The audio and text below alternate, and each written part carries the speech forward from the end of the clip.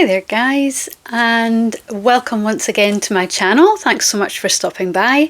If you haven't seen me before, my name is Leanne and I am on a journey to read more books, and I'd love for you to join me and join in the conversation if you are called to do so. As you can see from the title today, I am working on themes a little bit just now. So I have chosen myths and legends. So when I was in the library last time I was telling them about this theme, and the librarian has suggested something for me. So my first book in my theme is called Medusa, the Girl Behind the Myth by Jessie Burton.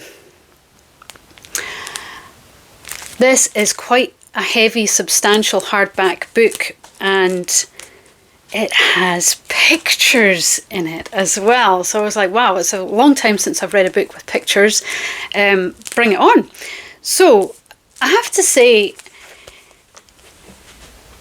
I don't remember much about the tale of Medusa. Obviously, you know, Greek mythology, we all get that at school, and I remember the story.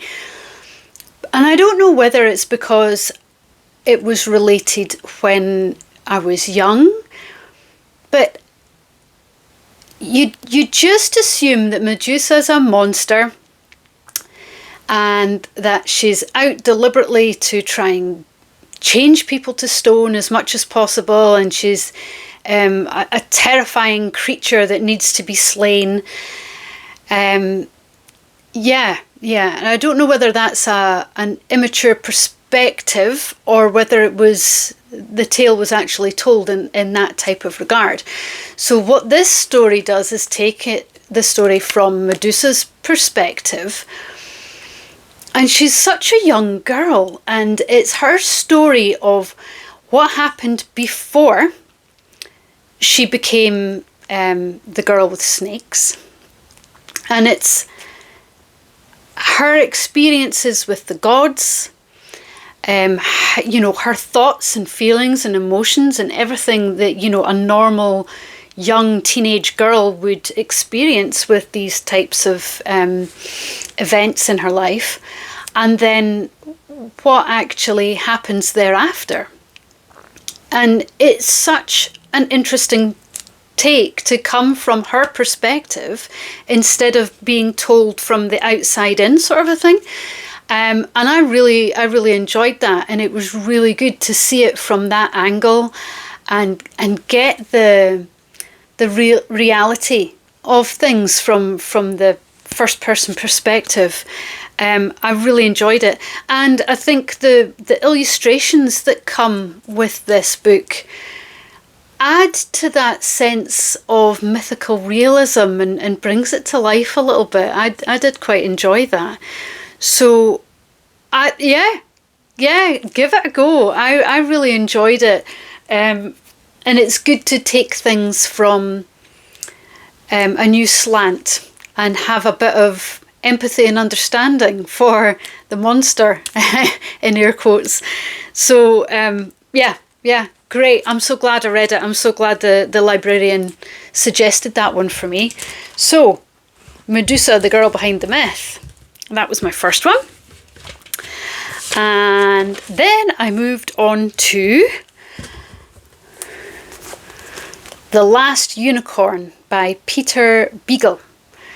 And I'm pleased to say this is also a classic. It's classed as a classic, so I have now ticked off another one on my classic reading list, which I'm very pleased about, because I'm still feeling a little bit apprehensive about delving into some of these other ones.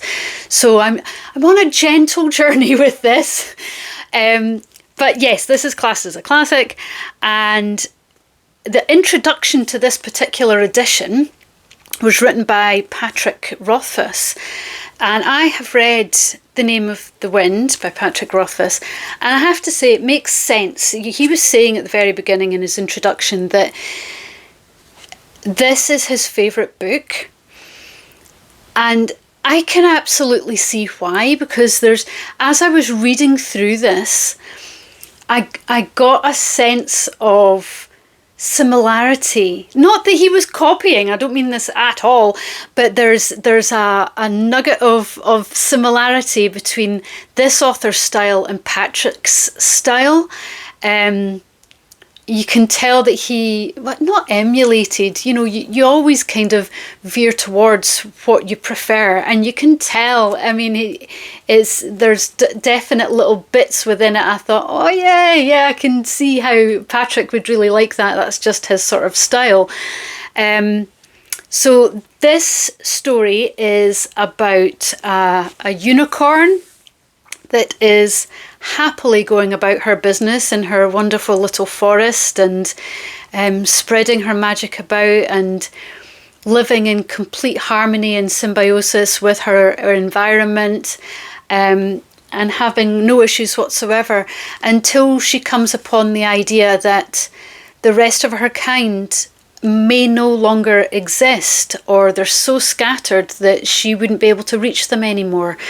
So she decides at that point to take it upon herself to go on a quest to look for more of her kind, find her brothers and sisters, as it were.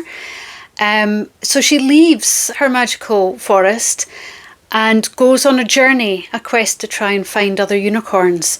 And of course, as you can imagine, as per quests go, it's fraught with difficulty, it's fraught with danger, and coming across things that she's never dealt with or come across before. And it's that journey that is the story, and the enlightenment of what's beyond her norm. And as she journeys, she comes across humans, and a couple of which are destined to move through on this quest with her. And all of them end up discovering more about themselves on the journey. And it is a pretty epic type tale. As you can probably imagine, from a unicorn going on a quest. And I really enjoyed it. I loved it. It made me feel a little bit like the Hobbit and the Tolkien adventure type thing, but very accessible, very easy to read, nice prose. It had me laughing in points and contemplating life's big questions and others, which I just thought was great to have, like, that sort of a balance. I thoroughly enjoyed it. And I tell you, another thing that I really liked about this author is the fact that he uses a smattering of metaphors, like he throws them around like breadcrumbs. And not only that, his ability to use them so well to his advantage is amazing. Some of these metaphors had me laughing out loud just because of their intense accuracy. Like, I would never have used a metaphor in the way that he has, but it worked so well. And yeah, I well done to the author. You can tell that he loves the written word and how to go about crafting a story. Highly recommend it. I thought it was great, so give this one a shot. As you can tell, here we go again I'm quite enjoying my stickies, I have to say. So as you can tell from how many little sticky things I've put in this one, I've just thoroughly enjoyed the little nuggets of how he's used language and portrayed certain things that I think deserve going back to. So absolutely, if you're into a wee foray into a mythical quest with interesting characters and strange magical elements with other mythical creatures, absolutely try it out, because I'm sure you will enjoy it as much as what I did.